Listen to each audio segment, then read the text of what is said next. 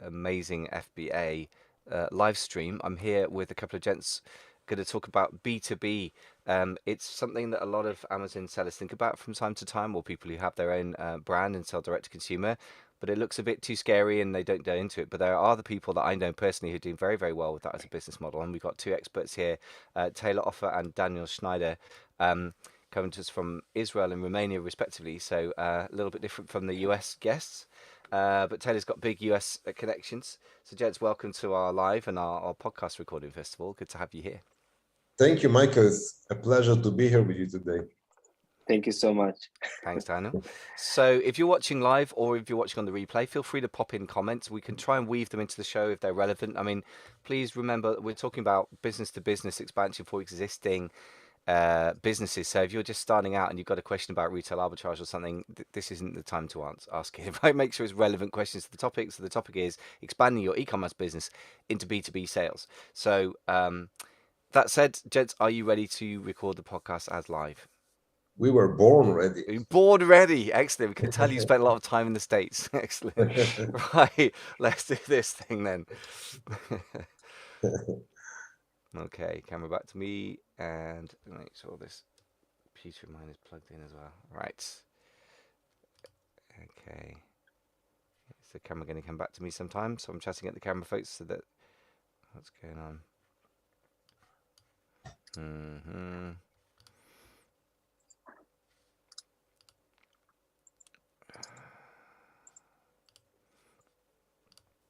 Right. Let me try that. Okay.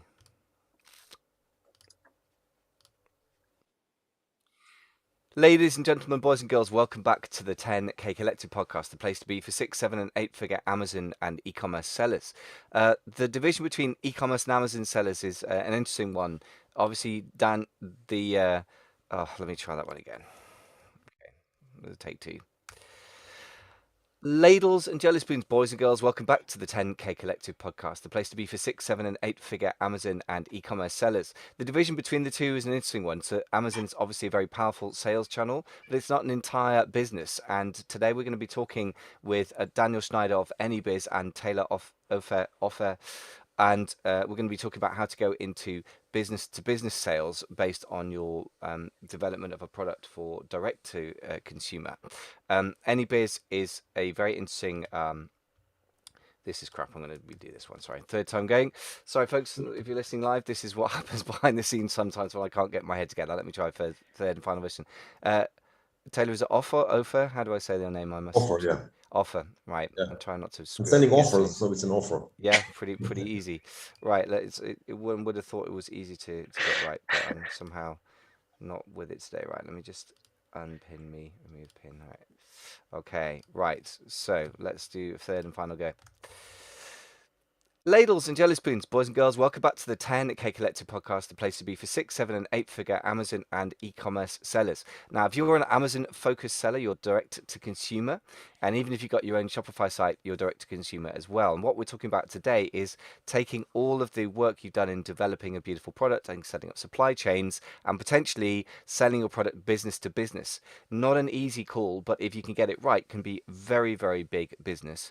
And today's guests are really expert in this. So we're talking with Talor, Ofer, and Daniel Shnaider. Daniel Shnaider is the co-founder of Anybiz, which is a lead generation platform which puts everything in one place to find prospects for your business-to-business sales, send emails, and get positive replies. And it's basically set up for those who know nothing about email marketing. So quite a sweet piece of kit we will be discussing. First of all, Daniel and Talor, welcome to the show. Thanks so much for coming on. Thank you. Thank you so much for having us today, Michael. It's a pleasure. You.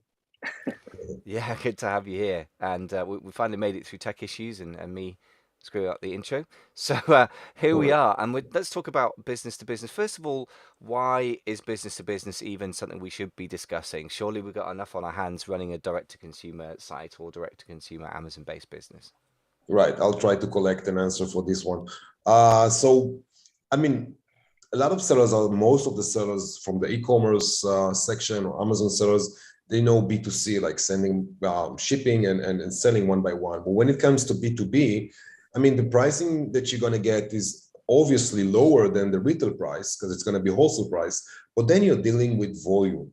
And when I say volume, I'm not talking about hundreds or thousands, but about much more than that. And just think about, your product that you're already selling, starting to sell in volume, that instead of whatever, picking whatever, $5,000 to $50,000 a day or what, even more, you can pick this up in a single order.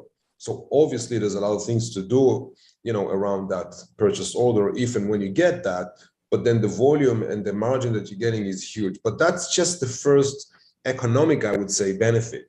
The real benefit of going to retail and going to business is by having your brand doing a huge jump in terms of recognition in the market. Because when you approach through Amazon or through your Shopify or whatever, Walmart.com or all those platforms, when you approach the market, you have some kind of a limit of the population that is being exposed to your brand. But once they see you also in a store and another store and another store, then is when your brand becomes a real brand. It is a real name that gets a recognition and people start knowing it. And then, you have a story about your brand, because you're not just selling, they don't just meet you online, they meet you in other places as well. So those are the two huge benefits that I see.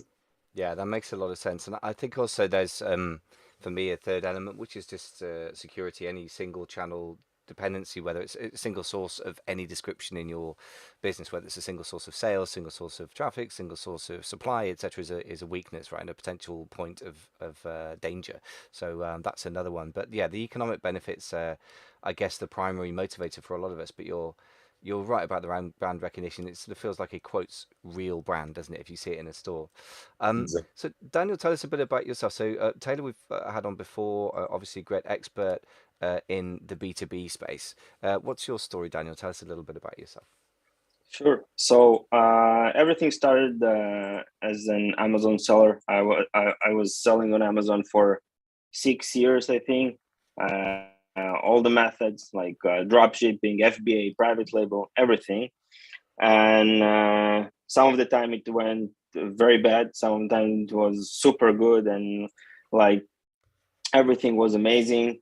And one day, when I sourced the product from China and made my brand, made everything like expert taught me. So what happened in this point? Everything went well until a lot of competitors came in, and then I decided that I need to make a change. What should I do now? Because I had a stock of thousands of products in the US, and what should I do now? And then I met Talor, and Talor taught me how to do that and to sell my product that sits in some warehouses in the US, sell them to a physical stores across the US. And this is the story, and this is where everything started. Talor taught me how to do that. I managed to sell product to more than 60 stores across the US and also in Europe and Australia. And then I figure out that I do all this job manually. And then I started with Anybiz. How can I do the manual thing? How can I automate it? This is the point when I left the Amazon business and started with this startup with softwares. And this is my story. We can hear you, Michael. Okay, so then we just need to get me back, and then we can do that as an edit point.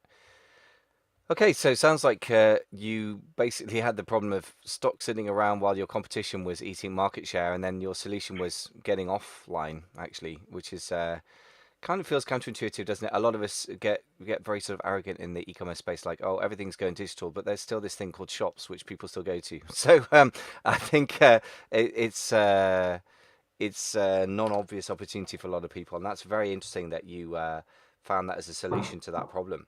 So we're talking about communications then. Obviously, the the software you've created is there to solve the problem of communication. So, whether you're doing it manually or using software, and there's always an element of you have to understand it before you use software anyway.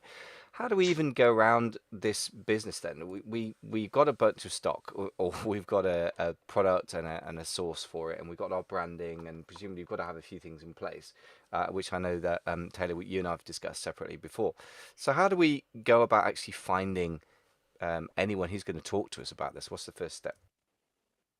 So basically, if you want to do that manually, this is what you should do. Basically, you need to understand what stores will be interested in your product, whether there are pet stores, office stores, any category. So you Google it. You start Googling like office stores in Chicago, Illinois, and you see probably a long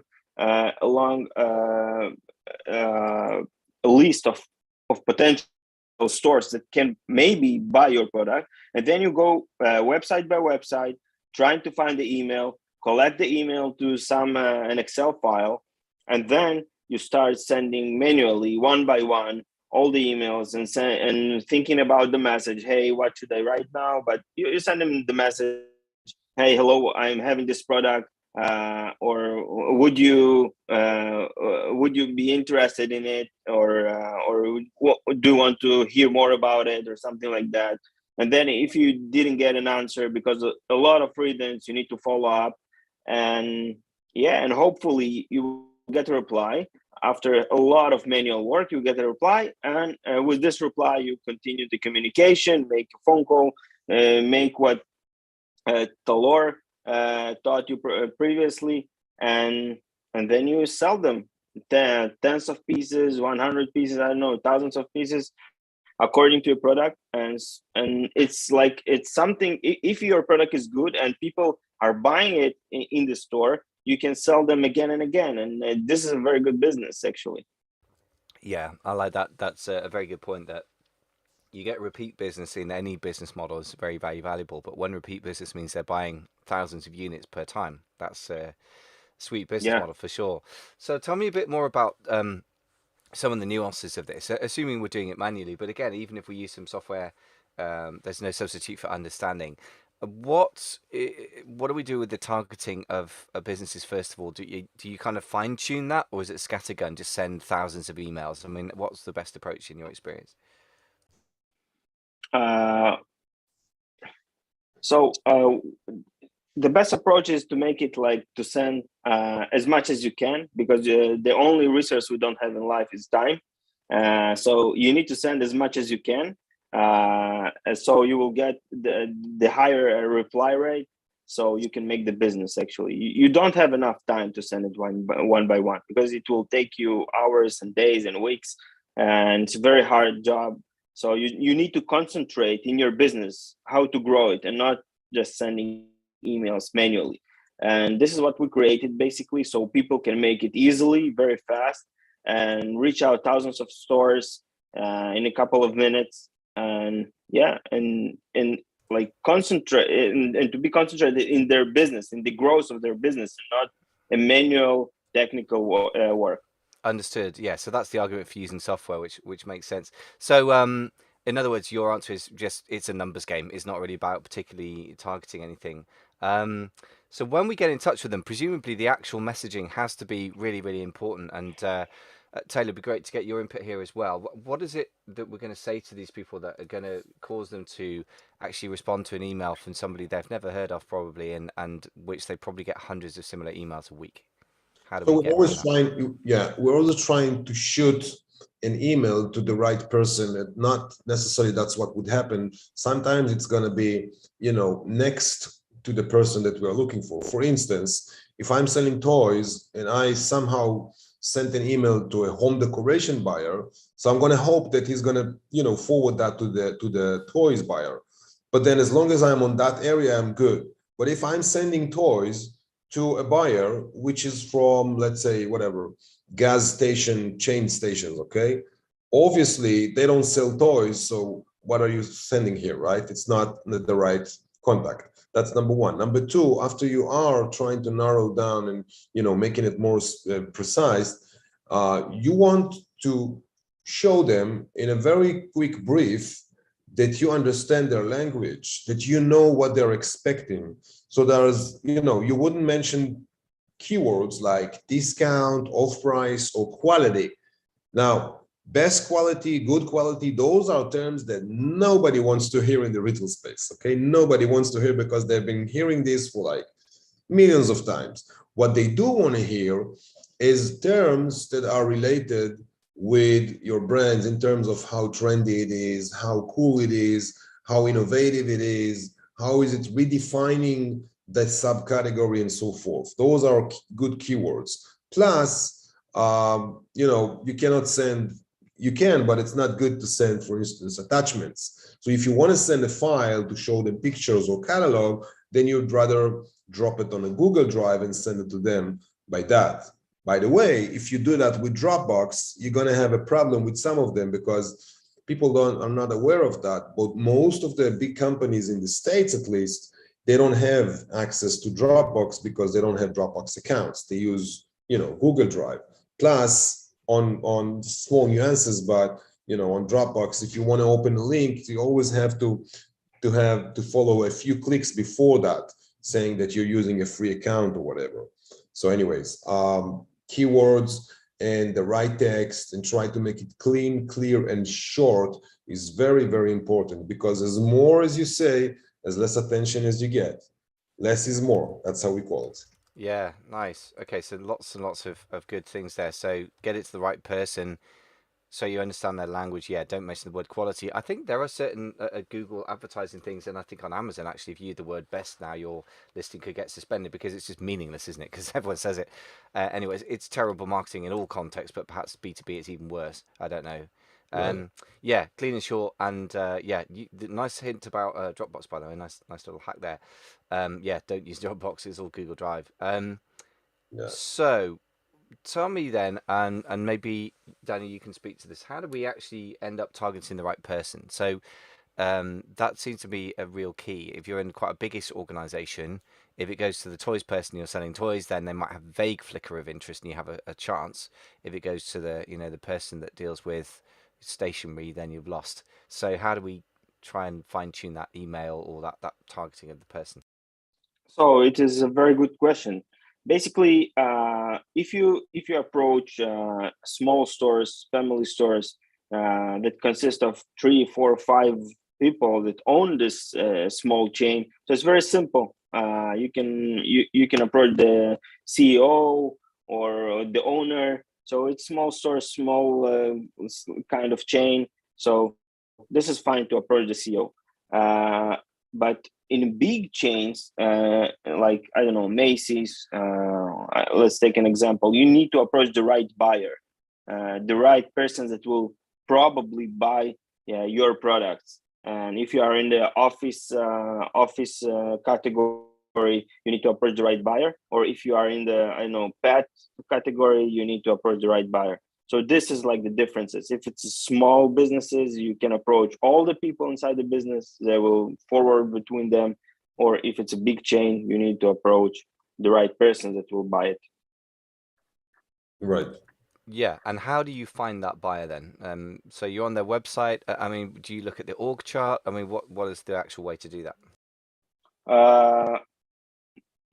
If it's a small stores, a small chain, so it will be probably the email of the owner, or the contact us will be in the page of contact us, and probably the owner will get the email. But if it's Macy's, it will be kind of hard to find the emails on the website, because the website is huge. So if you do it manually, it will be hard. Yeah. Okay. You can go to LinkedIn. Maybe you can find by LinkedIn, and then maybe social media, maybe on the website, somewhere deep inside the website. So it will take some time. Yeah, you got to do some digging. And by the way, that brings up the other question, which is, should you be approaching Macy's or small companies? I'm presuming that smaller companies are going to be a lot easier to persuade. They're more likely to buy, but there'll be smaller orders, right? But what's your take on that? And again, Taylor, you might have some thoughts on this as well. But either of you, how do we make that decision of where to even begin, which companies to target? Right. So here's the thing. I mean, you can go and Google like what different chain stores or businesses that are out there. And now we are talking about retailers because it's like something that I deal with. But if you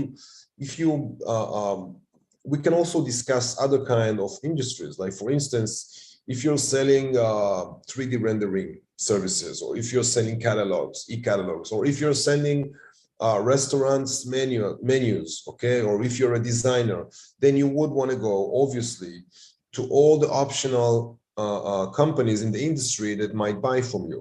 Now, here's the thing.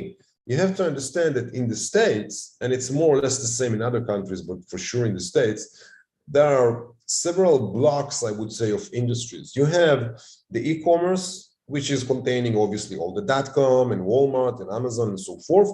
And you have like special channels like, you know, TV and stuff like that, which is very hard to get through. And then you have the local or not local physical stores, which are the retailers, big boxes, small boxes. But then you also have a very big industry of importers, like a local importer in California, LA, sitting in his warehouse, importing, you know, a bunch of containers a month from, let's say, whatever, hygiene products category or whatever it is. Those are also potential, you know, customers of yours if you're selling in that category, although they import themselves. Like local wholesalers are doing a lot of deals between themselves.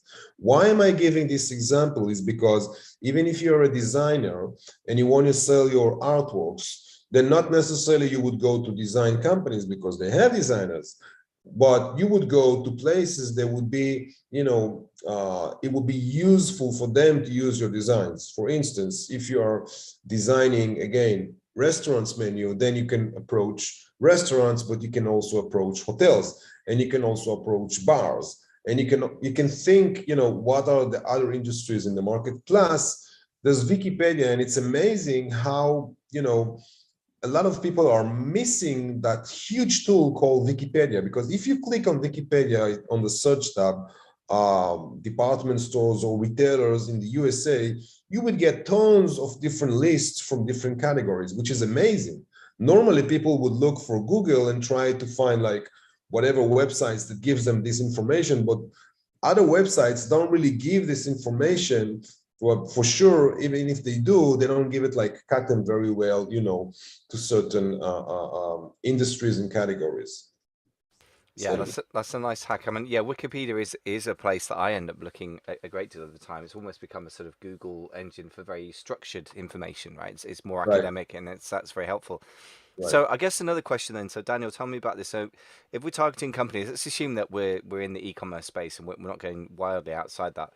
Should we be targeting big or small companies? Because it sounds like the big companies bring a lot of problems with them. Difficult to get. Obviously, be very valuable if you can get them. But which size of companies should we be targeting first of all, and what's your thinking behind that? At the beginning, I would recommend to approach the small businesses, small companies, to see how it works. If you like this business model, because it's something new, it's not like selling on Amazon and you will get notification for each sale on your app.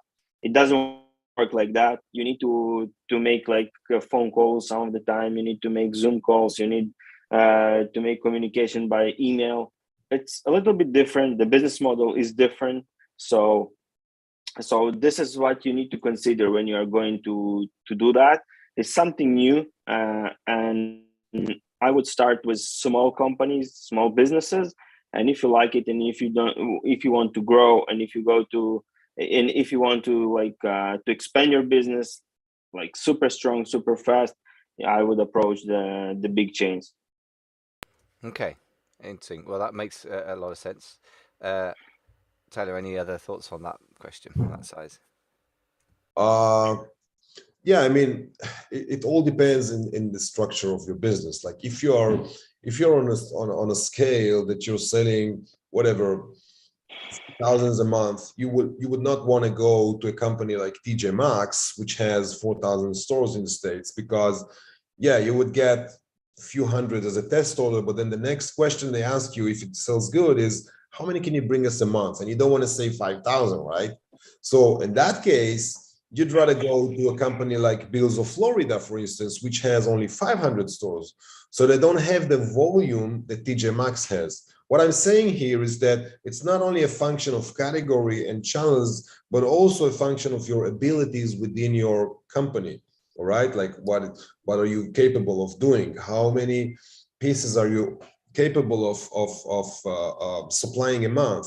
Not only yourself, but also your manufacturer, because most of us are not end manufacturers. We are relying on, whatever Chinese or Indian or whatever manufacturers out there, Yeah. right? So, and sometimes, I mean, I've been living in China for 7 years, and I know that sometimes you come with big orders and they say, mate, it's going to take us 4 months, and you need it within a month, right? So then, hey, we didn't thought about it, but eventually the manufacturer has some kind of abilities of capacity that they can provide us a month.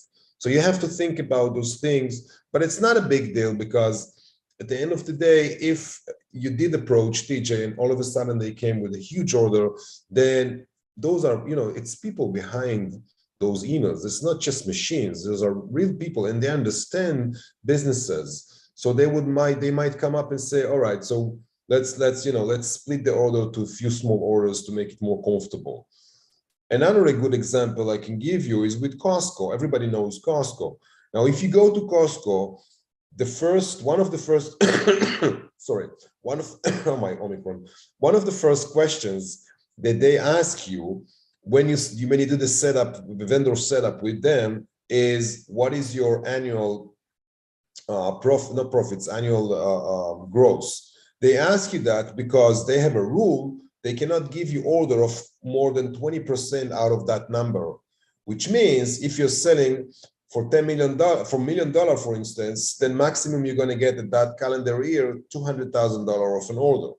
Okay, so why they do that? Because from the same reason of what I'm talking about, they want to keep it safe. They don't want you as a small business to jump too high. All right, but yeah, that's only for Costco. Others are not doing that. Yeah, but that sounds like a good rule of thumb that Costco, probably from bitter experience, have probably got these very cool trending products they've asked for, 100,000, 500,000, $1 million worth for some tiny business, and then the business has probably failed to deliver. So that sounds like a very good rule of thumb for us to bear in mind as well. And obviously, we're going to discuss in a separate episode about how to negotiate once you manage to get through to somebody and get onto a sales call of some description. But for the moment, that's a very good sort of few bits of common sense about who you should approach and who you shouldn't. And it sounds like it comes back to that old thing, which is just start small when it's new, right? So, Daniel, your simple advice there. So, tell us a little bit about Anybiz. Obviously, it is a thing that sounds like a lot of manual work. So, Anybiz is obviously, when you give to a man with a hammer, everything looks like a nail. I guess to somebody with a software development background, then they think, oh, manual task that's repetitive. I must create software for this. So, what does Anybiz solve for us from these problems? What does it do for us if we're going to do this Okay, business model? great. So it solves all the manual tasks you can think about. First is to collect the emails, then to verify them, then to write the right message, then to warm up your emails, because warm up is very important for deliverability, but it's another thing. Whatever you can think about in emails, Anybiz will solve it and make it like very easy for you. I can show you that, and it's super easy, super fast. It will write for you the message even, or suggest you some messages, so you will get the highest chance for a reply. And the first thing you need to get is the reply. I'm interested in your product. I'm interested to learn more. And from that point, you need to act as a salesperson. So all the technical things you need to forget about. It, you need to concentrate in sales and growth in your company as an Amazon seller. But all the rest, Anybiz will make it for you. Yeah, and the deliverability piece as well is not a small thing, is it? Because I know we talked off air that the deliverability on a Gmail, a lot of it's going to get deleted by Gmail these days. A lot of it's going to be seen as spam, maybe 30-40%. And I believe that yours is going to, your spam rate's going to be a lot lower. The deliverability is a lot higher. So it sounds like a very technical thing, but actually it's really important, isn't it? I know that from cold email marketing myself, that there's lots of things out there. You can use something like Lemwarm or whatever, but then you've got to try and plug that into your existing CRM, and it gets complicated. So it's nice to have that in one place. Well, good. Right. So really, this is going to neatly bring us to the next point, where we've actually got to have some sales chops, which we'll talk about in our next episode. But if people want to go and get a free trial of Anybiz, if you go to amazingfba.com/Anybiz, that's ANYBIZ or Z, then you can check out the software for yourself. And I think it's really a great opportunity that people should explore more often myself. I've seen my clients with the right kind of products and the right kind of person do really well with business to business, but it's not very common. And I do believe that there are a lot of people who've worked incredibly hard on creating a really beautiful product that may well be retail ready. And if they can find a leveraged way of using their time, should be exploring this. So this is something I would encourage a lot of people to at least explore, even if they decide it's not for them, because a lot of people just dismiss it without even exploring it mentally, I think. So any final questions that I should have asked you, chaps, that you want to answer? Just a comment from my side. I mean, when I was a kid, when I was young, not a kid, but a boy, I used to think that the best thing on earth would be part of the fan club of Metallica. Now I think I'm going to create Anybiz fan club, because what I'm seeing with Anybiz is literally amazing. The whole process that we spoke about earlier of how to touch base companies, how to sort the category, how to find all these things. This is time consuming, like insanely. I cannot even tell you how time consuming it is. I had a bunch of team working only on that. And when you go to Anybiz and it's doing everything for you, literally finding your category, finding the country, finding the place, giving you the contact, sending them emails for you, while everything is, this is I think the most user-friendly software I've ever seen. And I've seen softwares and I've seen a lot of stuff, hot emails, cold emails, but this is something totally different. This is like changing the game for a lot of people that is using it. And the first of all those people is me. I've been using it for like less than 5 months by now, and I'm seeing like miracles in my business. So yeah. Amazing. And could you put any numbers on those miracles? Yeah, I can give you numbers. Listen, I used to be in touch until somewhere in November, end of November last year, with approximately 500 buyers on my circle, like, close buyers. And it took me hell of a lot of time to get those contacts built. Some of them I know in person, some of them I know from other orders, other companies, whatever it is. But buyers, when I say a contact, not necessarily buyer, it could be sourcing manager or whatever title, but those individuals are all considered as my close circle, because I can always touch base them and they will always answer me. Even if it's a no or yes, they will answer me. Now, what happens since I'm using Anybiz is I added another 600 buyers that I'm in touch with all of them, and they are on the same level as my personal contacts. Okay, so I don't know personally them. I just started, a bunch of orders with some of them, which is great.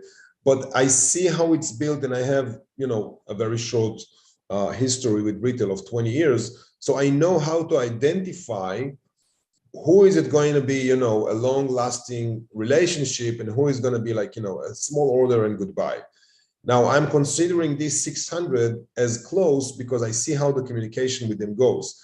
I'm not counting another, 1,500 or more that I'm in touch with and I'm getting replies from Anybiz, because I see that the vibe there is not like, something I can build. It's only like, if they need me for this season, they might take me, and that's it. Not more than that, okay? So numbers, for me, they are doubled. In terms of an income, it's not doubled yet because it takes time to build and get purchase orders from retailers. It's not something you do overnight or over a month. It's a process. But then once I doubled my structure, more than doubled, it means that I am expecting to double my income as well within 2022. I don't know numbers like that. I mean, maybe you do, I don't. No, I don't know your numbers, but that's I mean, it's spreading better than the Omicron, like it's so fast. Yeah, who knows? Yeah, well, that's another question, but yeah, so certainly that's a ringing endorsement of the software from somebody who's gone through the process manually for years. So very powerful. One final question is, can somebody who's doing sort of flip the buying structure on its head, somebody who's sourcing products from existing brands, so wholesale sourcing model and reselling, could those people use Anybiz to find people to sell them products as well? Can you, Michael, repeat Yeah, the sorry, try and question? get this clear. So quite a lot of resellers don't do retail arbitrage or online arbitrage. They have online ongoing relationships with wholesale uh, providers of product, and they then sell it business to business on Amazon or on their own site. So they are retailers themselves, and they're buying from people at wholesale. So for people like that, so I suppose it's traditionally called wholesale sourcing for Amazon sellers.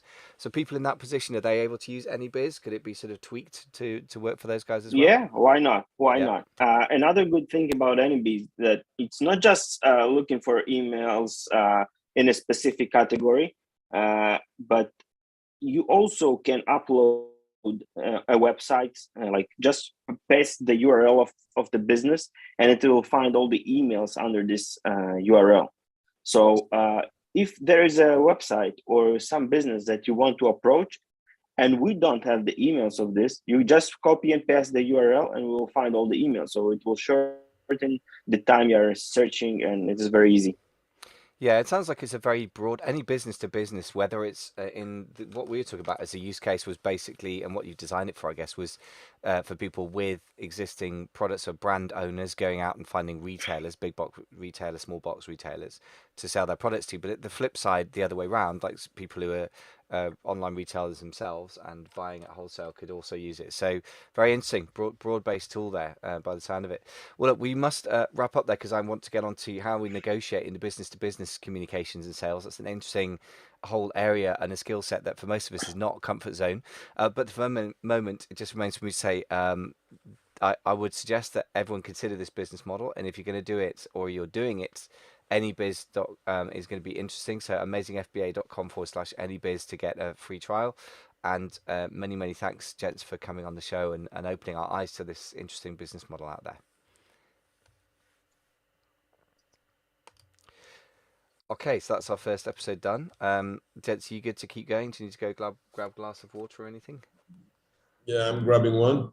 Okay. Is this the part where we're showing the actual software now? I don't think there was going to be a part because this is going to be a podcast. So Okay. yeah. Okay. I'm grabbing some water. Let me just double check if there's any comments or questions come through.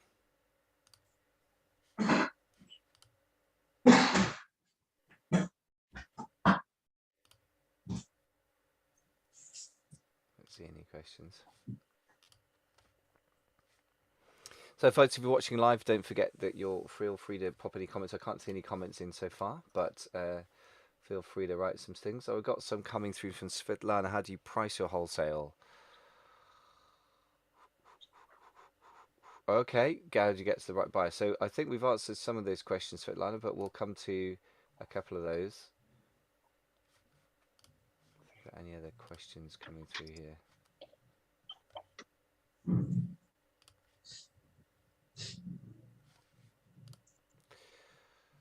Okay, gents, are we ready to roll? We've got a couple of questions coming through, which is interesting.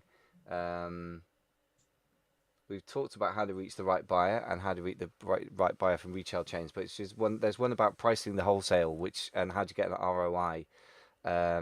So yeah, that's definitely going to be a negotiation point, right? So we'll talk about that. Great. So let's kick off our. Are you good to go, guys? You're there. Yeah. You got your lovely pink water thing there. Brand placement for something there. Not Okay. Tell us secret brand placement. Okay. Let's record the next episode. Ladles and jelly spoons, boys and girls. Welcome back to the 10K Collective podcast, the place to be for 6, 7, and 8-figure Amazon and e-commerce sellers, private label sellers primarily, or custom product sellers. Today, we are talking about, if you are a brand owner, how to sell to B2B. And specifically today, we're talking about the negotiation piece. So we're talking with Daniel Shnaider, the founder of Anybiz, which is a lead generation platform, which has got everything in one place to find and find prospects and send emails and get positive replies. So that's done the whole prospecting lead generation piece. And we're also talking with Talor Ofer. And today we are probably going to be focusing more on your skill set there, Talor, because we're talking about B2B negotiation. So welcome to the show, first of all, gents. Thank you so much for coming back on with us. Thank you for having us today, Michael. It's a pleasure. Thank you so much. Thanks, Daniel. Thank you. So, yes, we've managed to get ourselves maybe manually, maybe using software, maybe even using Anybiz, to the point where we've got replies on email to our carefully crafted emails, carefully targeted to the right people. What happens next? What do we do next? Well, normally the first two questions would be request for samples and prices. Normally prices first, if you haven't sent them yet. Prices is a benchmark for wholesale pricing, should be half of the MSRP. MSRP is a term referring to the retail price, the price you have on Amazon or on your Shopify. So to make it clear, if I'm selling if I'm selling this cup for $30, it's quite a lot, $30 on Amazon, on my website. So the wholesale price is supposed to be $15 for normal retailer. Now you have to know that who you're talking with, because if you're talking with Tuesday Morning, which is the name of a retailer with a bunch of stores, they would expect you to sell it for them for 30 to 35% off your MSRP. That would come up to approximately $9 to $12. But if you're talking to Bed Bath & Beyond, which is a normal retailer not selling off price, they would expect to buy it for 15 because you're selling it for 30. So they do the 15 from your, as a margin from your wholesale price. So that would be the first communication.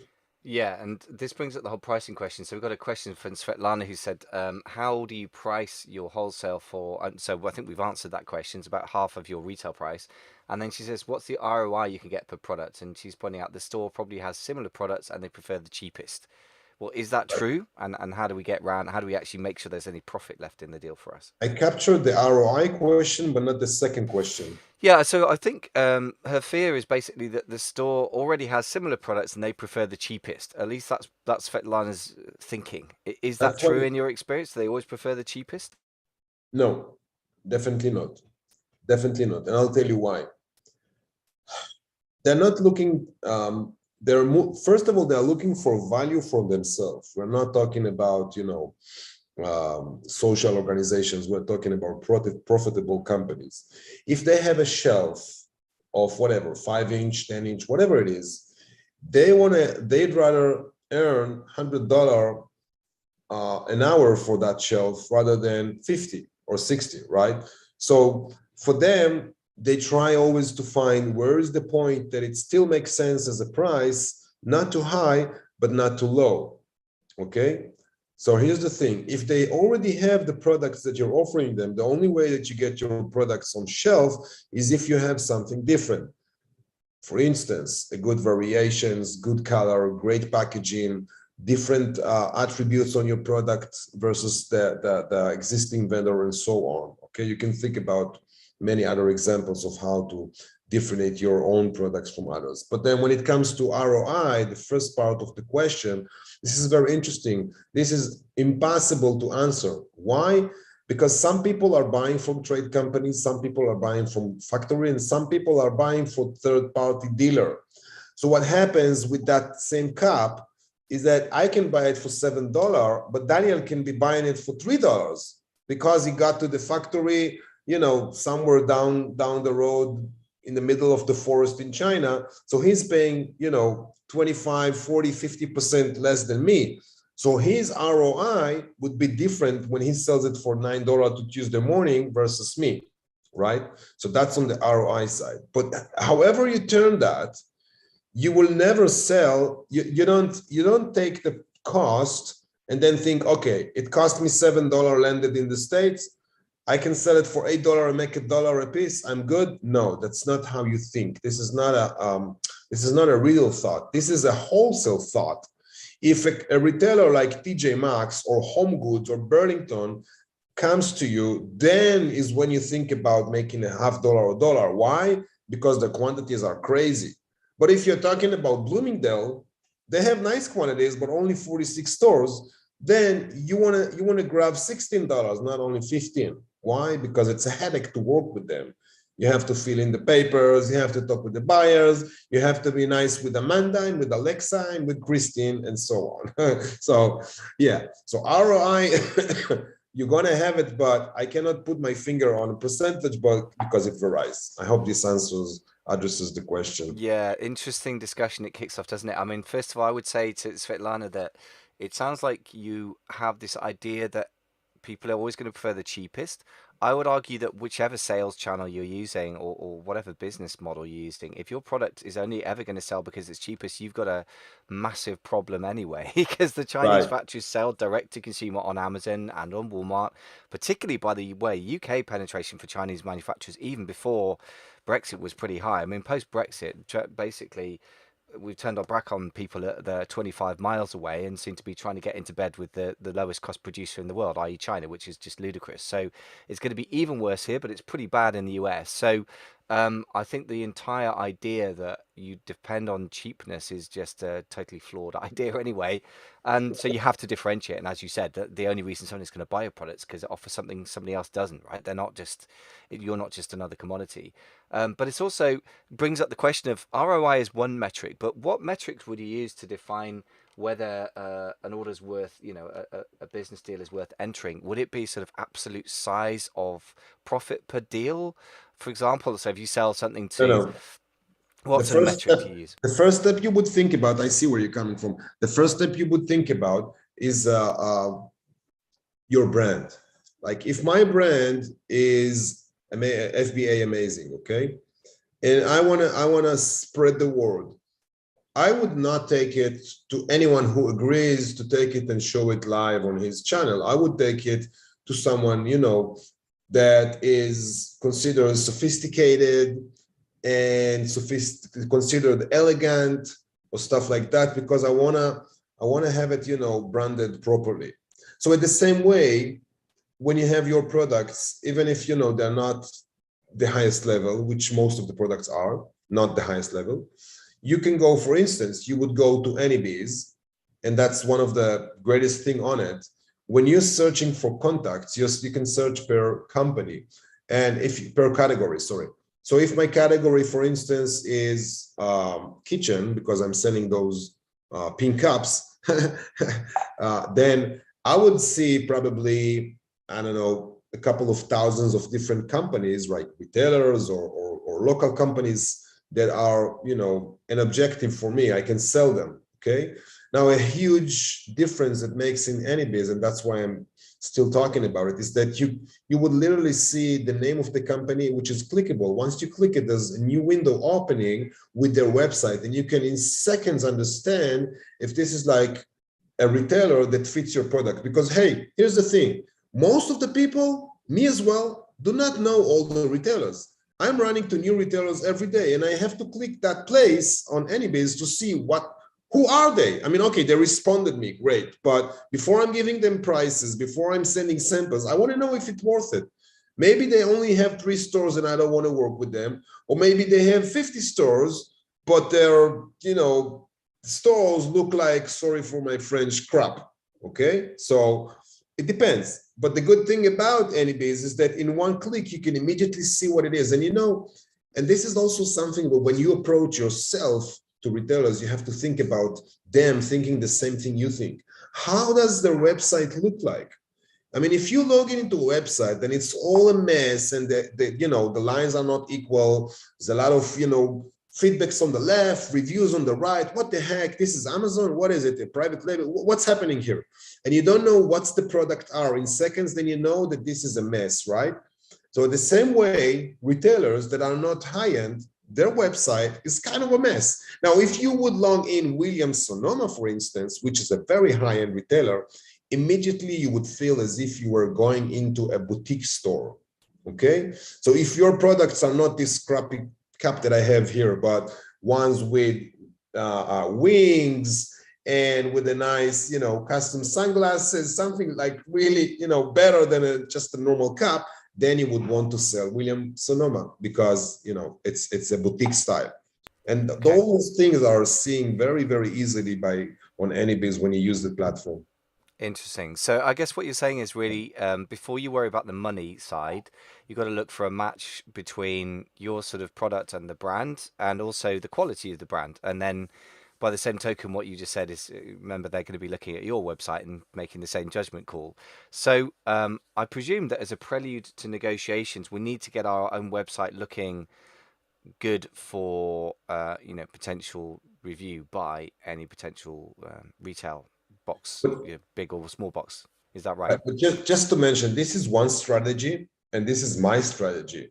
But there's another strategy which is easiest, faster, but a little bit risky. Now, here's the thing: if you have a brand and your plan is to make money, then you can go to Anybiz and literally choose boom, boom, boom, thousands of retailers, not even knowing who you're sending it, and just saying, okay, whomever needs to reply to this will reply. Those that are not relevant, whatever. So they get an email, so what? Because it's cold email. You're not burning any bridge here, okay? You can always say, sorry, I just sent it by mistake, whatever it is, okay? Because it's being sent from your inbox as if you sent it literally, okay? Now, not your inbox, but you open dedicated inboxes for that. That's what I do, at least. Have a couple of inboxes, I would say. So that's another strategy. And you know what? I cannot say that one strategy is better than the other. What I can say is that when you go to the mass market in terms of emails, instead of sending like 200 dedicated emails a day, sending 20,000 non-dedicated emails, you might probably have much more conversion. And even if you're not falling on the right buyer or the right assistant, most of them would be kind enough to forward you to the right person. And hey, here's how you just created the business. Not even opening the right door. You opened the neighbor door wanting to sell something, and he told you, no, your guy to buy is there. He has the money, he has the pocket. That's your guy. And then you open the door saying, hey, John told me it's you. John told you, fine. Yeah, come here, let's talk. You see what I'm saying here? Yeah, I think so. So I guess that's almost like a sort of prospecting decision, isn't it, that you were talking about? So I suppose what you're saying is the answer to what happens in the negotiation partly depends on your strategy for prospecting, by the sound of it. So and obviously, Daniel, you're the expert in the prospecting software side, so forgive me not bringing you into the negotiation so much. But obviously, you've negotiated yourself. So tell me a bit about your experience as one example. So you were selling on Amazon, the competitors come in, and you're looking for another way to shift quite a lot of stock, and you managed to move into B2B. So how did your sort of negotiations start? And I know you got some mentoring from Talor. So what was your experience of those negotiations when you first, what was the first thing that started after somebody came back to you and said, yeah, I'm interested? What did you say to them? There are a lot of great stories, but I learned a lot from Talor. Basically, it was before the Zoom era, and we met like face to face, and it was amazing because I really learned a lot. And I started to implement all the techniques that I just learned. And someone said, I'm interested, but I don't know, I'm interested, but it's the pricing is high. Some of them said, hey, I saw your product on Amazon. Why should I sell in my store? And you have to be creative. You need to understand that it's a new channel, it's a new business, and you need to make something different other than on Amazon, because it doesn't make sense. Because some client go to some physical store, and maybe while he is in the store, he will look at in Amazon and he will see, hey, it's cheaper there or something like that. So there are a lot of great stories about what you should do or what you should say to make the sale. But as I said, it's a little bit different than selling on Amazon. You will no more notification on the app, on the seller app. But it's interesting. You have to be creative. You have to be very excited about your product, and why some store, let's say in Chicago, Illinois, should buy 100 pieces from you in one time and take the risk on them, and and they will be satisfied. People come into their store and will buy it one by one. So there are a lot of great stories. It's a whole new business, and I changed everything. I stopped selling on Amazon, started selling only to businesses, and it was amazing. It was really amazing because it's a recurring payment for you every like month or 2 months. They will buy from you again and again if your product is very good. Okay, so that's great. I mean, we sort of turned a one-off type sales into essentially what's the word? A renewable type product. But that's all very exciting. But tell us a little bit about one of these stories then. So like, I'd love to hear a bit of the detail of that sort of pricing discussion, or how you persuade people to actually have their products in store. How do those conversations pan out? Great. So let's take an example. So some store replied to me, "Hey, I'm interested. Let's have a call." I just called them, and we started talking about how many pieces. What is the minimum order for pieces? And I remember I was calculating before, and I thought it was 50. And they said, "I don't know your brand. I don't know your products. So why 50? Maybe we'll try less." And I didn't want to make it less than 50 because I wanted to sell. And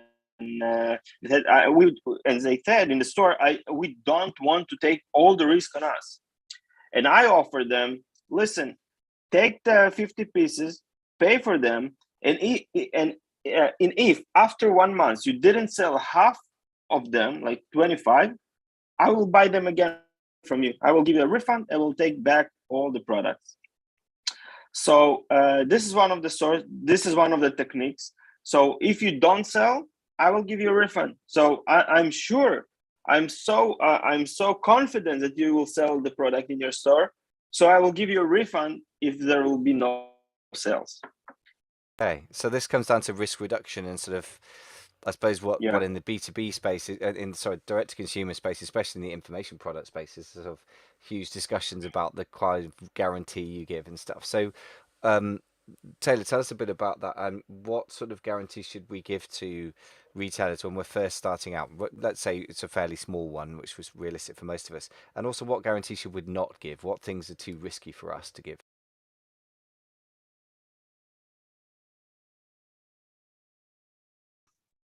Sorry, was that directed to me? Yeah, if you've got something to say on that, yeah. So what guarantees would you offer, and what guarantees would you stay away from as not a good plan? Let's say, Guarantees. yeah. I'm sorry, I lost you. Guarantees in terms of what? In terms of, so for example, if you don't sell half of them, I'll give you a refund. That kind of deal that Daniel struck with a smallish business, I'm assuming there. So What's a good plan and what's not a good plan in that sort of area? the best thing with retail, as I see it, is to get to cut to order. So what is cut to order? Well, there's two different normal channels that you would have when it comes to orders.